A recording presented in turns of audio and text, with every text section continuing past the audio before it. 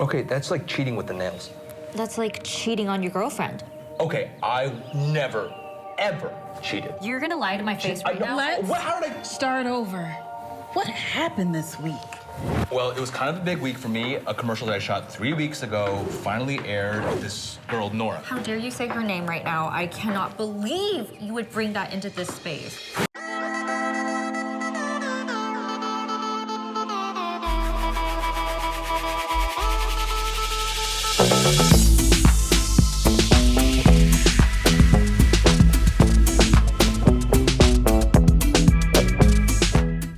Hi, how are you? I'm doing fine, Terence. And you? I am very, very allergy today, but we're dialed in. I know the beauty of like getting to spring. So Exactly. I know. Yeah. That's one period in between. Yeah, thank you so much for your time. A pleasure to talk to you. And I love any rom-com. So I have such a great time. And then I love this idea that is a movie within a movie. What was like the main inspiration like for this script? I mean, so I grew up watching rom-coms, you know what I mean? And it just, I thought it, and I felt it had been so long since we've had a real New York rom-com, you know? And you can tell, like, we shot in New York. This is a very lived-in experience. And I wanted to make a movie that you can watch at the end of the day and leave feeling hopeful, you know what I mean? No, because we all have those sick day movies that we watch to make ourselves feel better, and I wanted to make one of those. And so kind of that movie within a movie really came from Karen, our director. Originally, it was just a straight rom-com, but she decided, like, hey, like, I think there's a really interesting point here where we can make fun of the genre, but still love it, right? I feel that kind of studio executive meeting is just that, right? It's an homage to rom-coms and poking fun without being mean, so. Yeah, love that. And then you wrote with Karen and she directed. How is this collaboration came about? So I had the first draft done and I was looking for a director, and I'd asked around and a lot of people were like, hey, like, I understand you're making a rom-com, but I want to make this more about Jason's immigrant story. I'm like, well, Jason's not an immigrant, you know what I mean? So I kept asking, and I got really, really frustrated. But then Mia Kavinsky, who plays Billy in the film, the director, I was talking to her about my struggle, and she was like, listen, I just worked on a thesis film with a new director, just graduated from film school. I think she's what you're looking for. So I'm like, okay, I'll take a meeting. And so, like, in typical New York fashion, I caught her the day before she left for LA, and we had a long Zoom call, and she understood exactly what we were going for, right? Classic 90s, 2000 rom-com. And so we spent the next 6 months rewriting. And after that, we got our go-ahead. And everything ended up working out, which was incredible. Yeah, it's really cool. I really love it. And to find your perfect Nora, you know, what was about Kendall that got you guys' attention? I mean, so I have been friends with Kendall for a long time, right? She is one of the sweetest and kindest people in the world. And I think that sense of kind of goodness comes through in the character, right? And I think also her poise on set, it's scary making a film for the first time. And we wanted to work with professionals, and Kendall is just such a talent, and she's so hardworking, and even more than me, who wrote the script, she was prepared every single day. You know what I mean? And when you're working on a film with really no room for error, you want the best people involved. And Kendall is one of the people that I trust the most in this industry. And I really think that hopefully this movie propels her to much, much bigger things, because she is truly, truly a talent and star in the making, I think. Yeah, there is some lines on the movie, but there's one that I like the most that she says, Nora says that why don't you do your own? I think it wasn't Nora, was the girlfriend. Chloe. Chloe. Yes, that she says like, why don't you do your own thing? And then I think you pretty much did that. You did your one thing.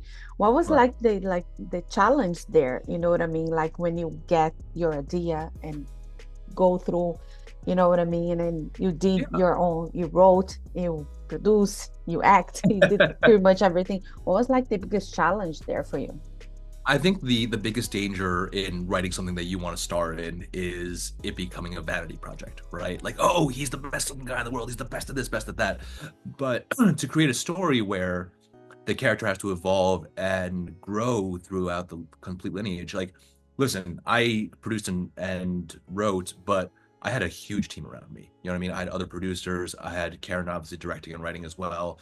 And when you have a really great creative team working on the story, I think the most autobiographical part is like, no, I don't want to play, you know, a guy that does kung fu or does math or, you know, speaks in an accent. It's like, no, like I want a role. I want a role that it can be any person, but he just happens to be Asian, you know? And I was very, very tired of waiting. And as an impatient person, I was like, you know what? Let's do it. Let's try it.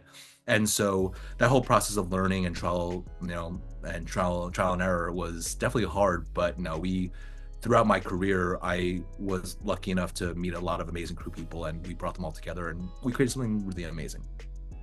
And I bet everybody already had asked you the questions. What is your favorite rom-com for all Favorite times? rom-com? I think it's a tie between When Harry Met Sally and Sleepless in Seattle.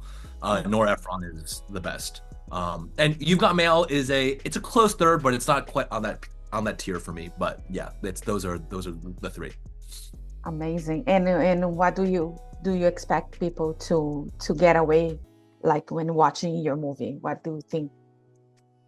I hope after people watch the movie, they can leave the film feeling hopeful. You know, I think it's really easy to write a character that's just a comically evil, like, oh, like they were cheating on each other the whole time. It's like, no, like love is really hard, and sometimes things don't work out. And I think all the characters in the film, they want the best for each other, and sometimes that best just doesn't happen to be with the same person that you started with, right? So hopefully they leave hopeful and a little bit romantic. That's good. Terence, I just want to thank you so much for your time, and a pleasure to meet you and keep bringing. I hope you working on your next project and don't wait too long. Thank you so much. Thank you so much, Shannon. Appreciate you. Bye-bye. Bye-bye. So how did you two meet? We met in a long... Coffee shop. You know what? I'm gonna try Starbucks. They have nicer baristas, so... Oh my God, I'm so sorry. Hey, I think I came up with a way you can pay me back. Cash App? Zelle? No, come audition with me. I'm not an actor. You don't need to be an actor. It's not that hard.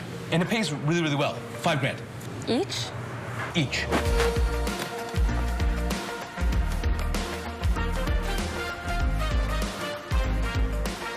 God, who needs a script when you got chemistry like that?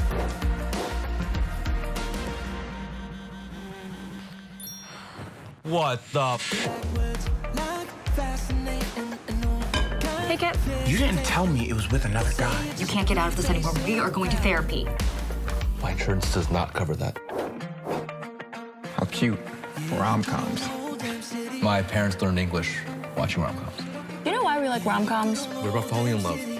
No, they're fantasies. They're literally made up. They're like an escape from reality. What are we all looking for at the end of the day? Love?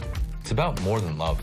It's about finding someone that understands us. It's about someone who accepts us for who we are, but knows that we can be so much more. When you find that person, your world changes. What are you working on? Rom-com. So classic. If you like to support or continue to support Jana on Camera, don't forget to subscribe, like, comment, and share the videos.